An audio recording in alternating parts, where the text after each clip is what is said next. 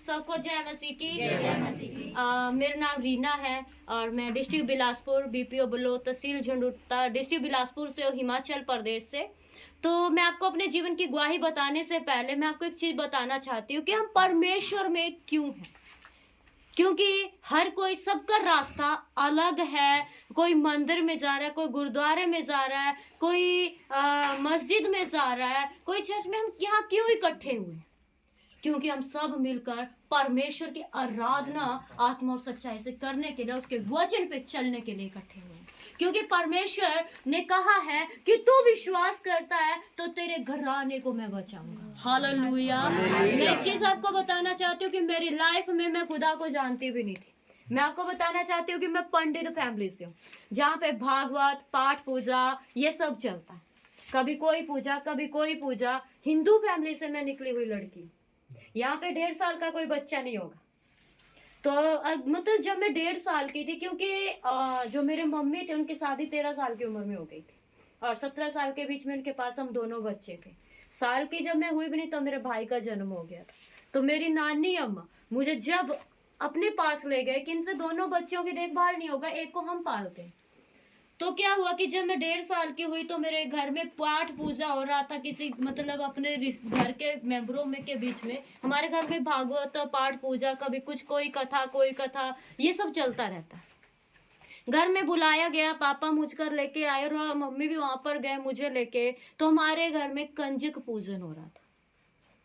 तो बोला गया है कि कंजक पूजन में बोलते हैं कि कन्याओं की 9 देवियों की पूजा की जाती है। पर वहां पे हुआ क्या कि उन्होंने क्या किया कि जो मरा हुआ इंसान होता है, जो जला दिया जाता है, उसकी हड्डियों को लोग हरिद्वार में लेकर जाते हैं। पर उन्होंने मुझे हलवा में मिक्स करके खिला दी थी और मेरी लाइफ ऐसी हो गई थी कि कुत्तों को काट के, बिल्लियों को काट के उनका खून पीती थी।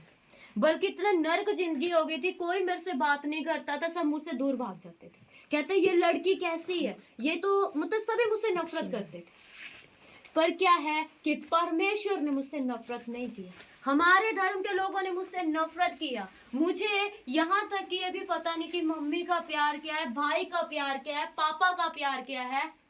मतलब मैं इस प्यार को महसूस ही नहीं किया। पर मेरे परमेश्वर ने मुझे एक बात कही थी कि तूने मुझे नहीं चुना, मैंने तेरी माँ के गर्भ में रचने से पहले तुझे चुना। मैंने तेरे आदि को नहीं, तेरे भविष्य को देखा।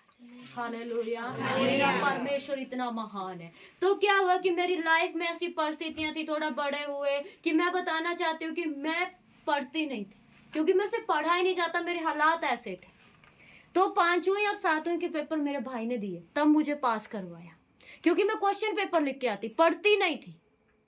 तो मेरी दादी बोलती हम इतना पैसा खर्च रहे, इसका पापा कुछ नहीं करता, घर में है, तो मैं कहाँ से करूंगी।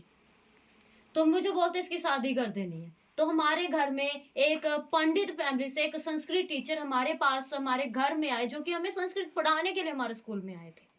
तो उन्होंने कहा कि इस लड़की को पढ़ाओ, ये पढ़ेगी, पर इसकी शादी मत करो। और कहा इसको गायत्री मंत्र पढ़ना सिखाओ।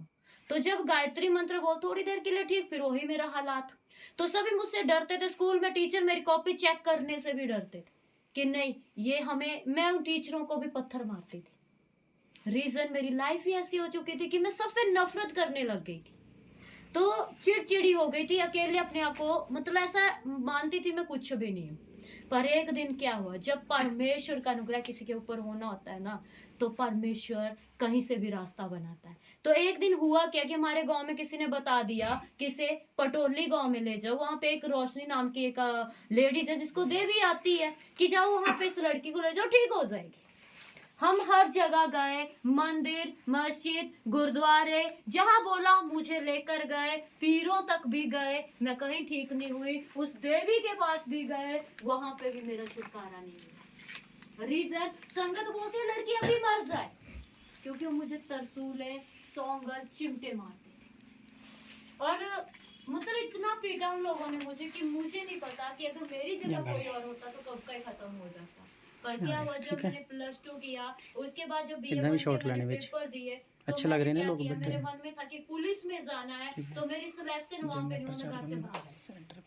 कि हमें बचपन से गरीबी देते थे। रोटी है तो सब्जी नहीं है, सब्जी है तो रोटी नहीं, हमें घर से भी निकाल देते थे कि इसका पापा कुछ नहीं करता, मेरे ताया सभी घर से निकाल देते थे। फिर मेरे को तो हम कनक के पत्ते खाते। वीडियो कटनी नहीं।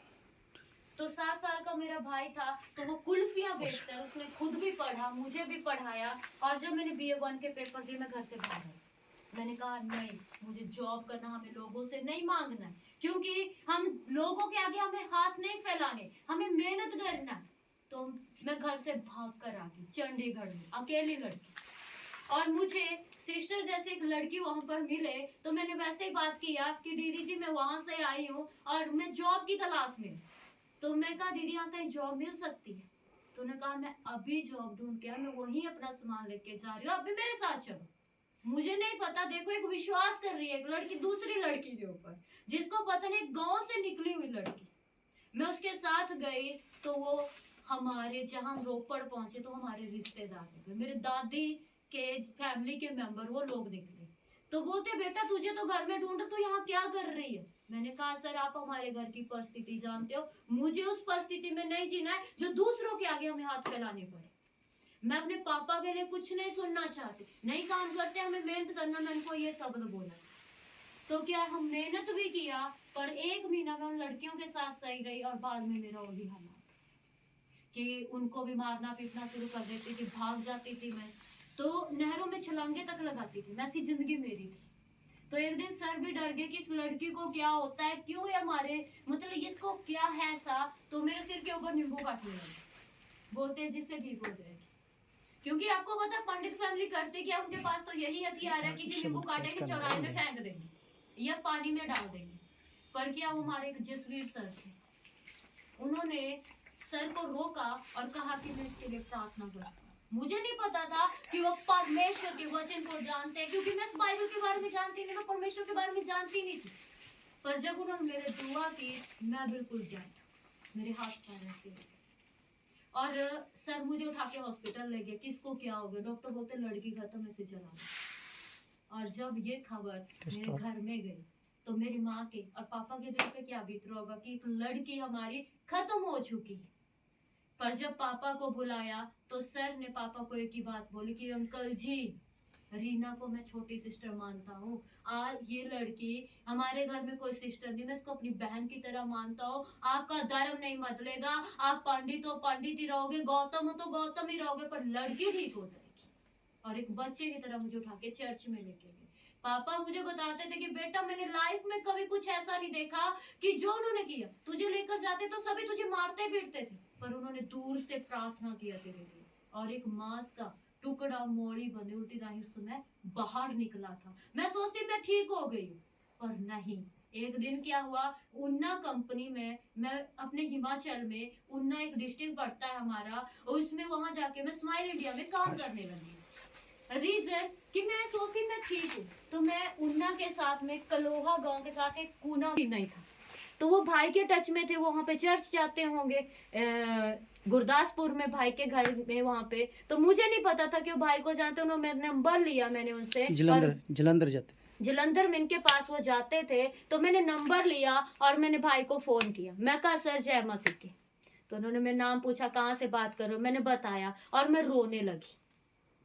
और जब मैं रोने लगी तो मैंने कहा भाई हम दिन भर इतनी मेहनत करते हैं, हम इतना मेहनत बचपन से कर रहे हैं, लोगों के खेतों में भी हमने मेहनत किया, पर हमें क्यों हमारे पास पैसा नहीं होता, क्यों हमें दूसरों के साथ मांगना पड़ता है, हमें कि हम मेहनत भी कर रहे हैं फिर भी हमारे पास नहीं आ रहा है।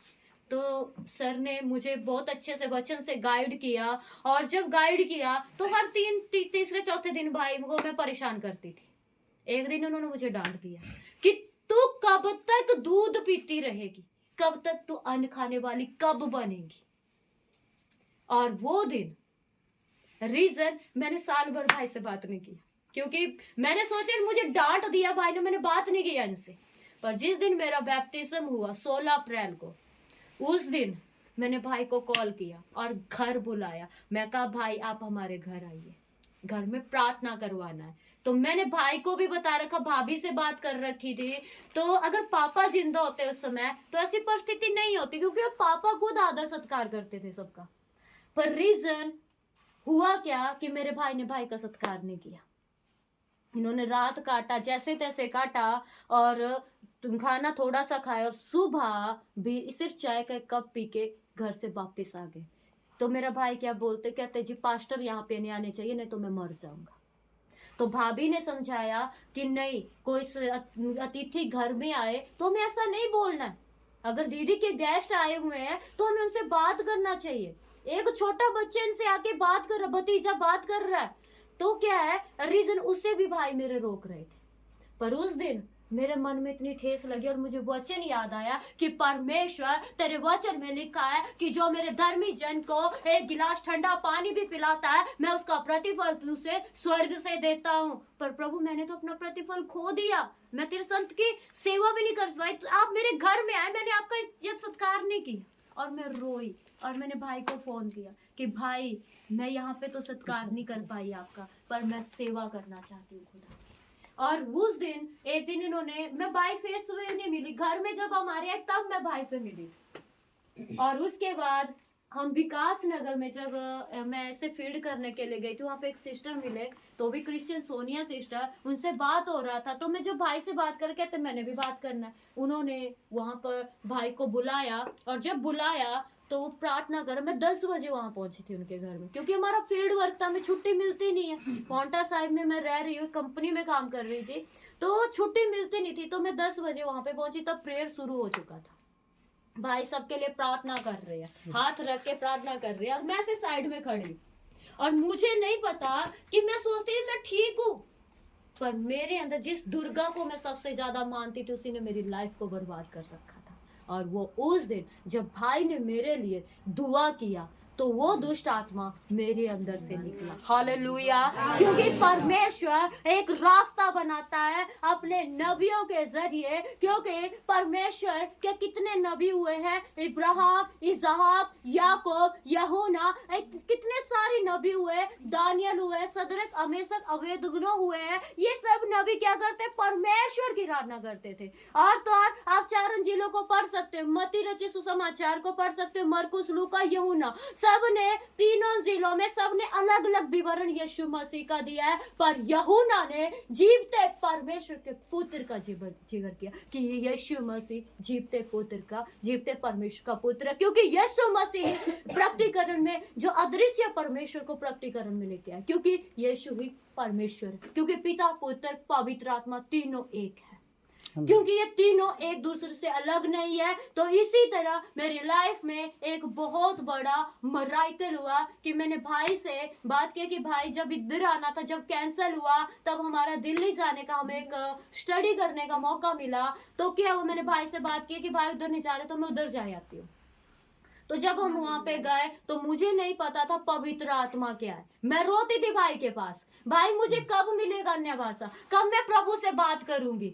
तो भाई ने बोला था आने वाले समय में खुदा तुझे खुद पवित्र आत्मा देगा, बस अपना हृदय साफ कर दे। और जब बाइबल स्टडी में गए तो हुआ क्या, जब वो चंगाई के लिए, आत्मिक चंगाई के लिए 2 दिन प्रार्थना कर रहे थे, तो मैं रो रही थी कि प्रभु सबको अन्य भाषा का वरदान मिलता है और मैं कुछ भी नहीं हूँ, मुझे खाली नहीं जाना है, मुझे तेरे वरदानों से भरकर जाना है।